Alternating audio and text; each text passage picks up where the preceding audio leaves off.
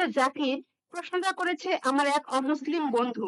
সে আমাকে বলে যে মুসলমানদের মধ্যেই বিভ্রান্তি আছে। মুসলমানরা নিজেরাই এক অন্যকে প্রশ্ন করে যে আপনি কি ওয়াহাবি নাকি আপনি একজন সুন্নি। কারণ আপনি মুসলমানদের বিভ্রান্তির মধ্যে রয়েছে। এখন এই ব্যাপারে আপনি কি বলবেন?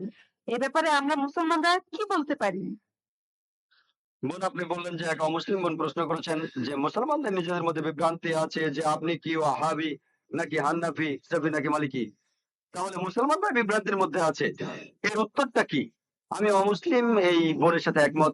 দুর্ভাগ্যজনক ভাবে মুসলমানরা এখন অনেক ভাগে বিভক্ত। তবে আমি যখন হিন্দুদের বেদ পড়তে বলছি তখন মুসলমানদেরও কোরআন পড়তে বলছি।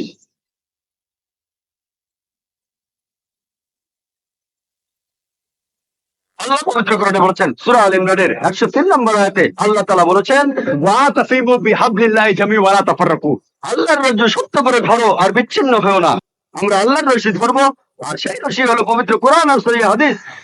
আল্লাহ কোরআনে বলছেন সূরা আল আনামের 159 নম্বর আয়াতে উল্লেখ আছে, যারা দিন সম্বন্ধে নানা মতে সৃষ্টি করেছে, হে রাসূল তাদের দায়িত্ব তোমার নয়। ইসলাম ধর্মে বিভিন্ন দল আর মত তৈরি করা এটা নিষিদ্ধ, এটা হারাম।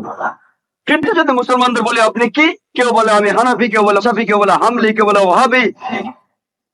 নবীজি কি ছিলেন? তিনি কি হানাফি, তিনি কি শাফি, তিনি কি হামলি, তিনি কি মালিকি, তিনি কি ছিলেন? তিনি মুসলিম ছিলেন। পবিত্র কোরআনে সূরা আল ইমরানের 52 নম্বর আয়াতে উল্লেখ করা আছে ঈসা আলাইহিস সালাম, যীশু খ্রিস্ট তিনি মুসলমান ছিলেন। পবিত্র কোরআনে সূরা আল ইমরানের 67 নম্বর আয়াতে উল্লেখ আছে যে ইব্রাহিম আলাইহিস সালাম তিনিও মুসলিম ছিলেন। পবিত্র কোরআনে সূরা ফুসিলাতে 33 নম্বর আয়াতে উল্লেখ করা আছে ওমান আহসানু ক্বালাম মিম্মান দাআ ইলাল্লাহি ওয়া আমিলা সালিহান ওয়া ক্বালা ইন্নানি মিনাল মুসলিমিন। সেই ব্যক্তির চেয়ে কে উত্তম যে মানুষকে আহ্বান করে আল্লাহর পথে, সৎকর্ম করে আর বলে আমি মুসলমান।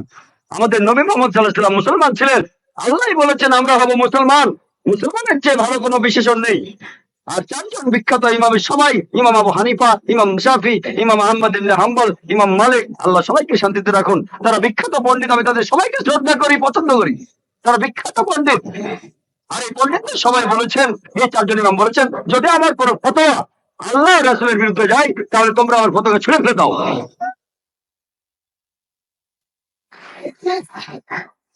যদি ভালো করে দেখেন, এই যে ইমাম যারা ছিলেন তারা মুসলমানদের বিভক্ত করতে চাননি। তারা চেয়েছিলেন মানুষ যেন মূল ধর্মগ্রন্থগুলো পড়ে, কোরআন আর সহিহ হাদিস। তাই আমাদের এখন যা করতে হবে, আমি জানি যে লোকজন বলে একটা হাদিসে আছে মুসলিমরা 73টি ভাগে বিভক্ত হবে, এটা আছে তিরমিজিতে সহিহ হাদিস 171 নম্বর হাদিস। নবীজি বলেছেন ভবিষ্যতে 73টি ভাগ তৈরি হবে, ভাগ করা উচিত সেটা বলেননি। নবীজি জানতেন যে আল্লাহ এই কাজটাকে নিষিদ্ধ করেছেন। তাহলে যেটা করতে পারেন, আল্লাহ আর রাসূলকে মানেন, আর নিজেদের আপনারা যে নামে ডাকতে পারেন সেটা হলো মুসলমান। যে কোনো পণ্ডিত, পৃথিবীর যে কোনো পণ্ডিত, ধরলাম তিনি পৃথিবীর সবচেয়ে বড় পণ্ডিত, তার কাছে প্রমাণ দেখতে চান, হাতু বুড়ানকু, আপনার প্রমাণটা দেখান। যদি সত্যি বলে থাকেন, আপনি নির্দোষলে তার প্রমাণ দেখান। তাহলে যদি কোনো পণ্ডিতের সাথে মতভেদ হয়, তার কাছে প্রমাণ দেখতে চান, প্রমাণটা নিয়ে পরীক্ষা করুন। এজন্য আমি রেফারেন্স দেই, আমি যা বলি জাকির যা বলে ইসলামে তার কোনো মূল্য নেই, জিরো, শূন্য। সেজন্যই বলি জাকির বলেনি, আল্লাহ বলেছেন কুল হুয়াল্লাহু আহাদ, বলো তিনি আল্লাহ এক অদ্বিতীয়। আমি জাকির বললে ইসলামে এটা মূল্যহীন, শূন্য। আল্লাহ যা কিছু বলেছেন সেটা মানতে হবে, নবীজি বললে সেটাও মানতে হবে। সেজন্য বোন, মুসলিমদের বিভক্ত হওয়া উচিত না, আমাদের শুধু মুসলিমই বলা উচিত। আর কোরআন আর সহিহ হাদিস আমরা মেনে চলবো। যারা বিভিন্ন মতের সৃষ্টি করে তারা ইসলামের বিরুদ্ধে।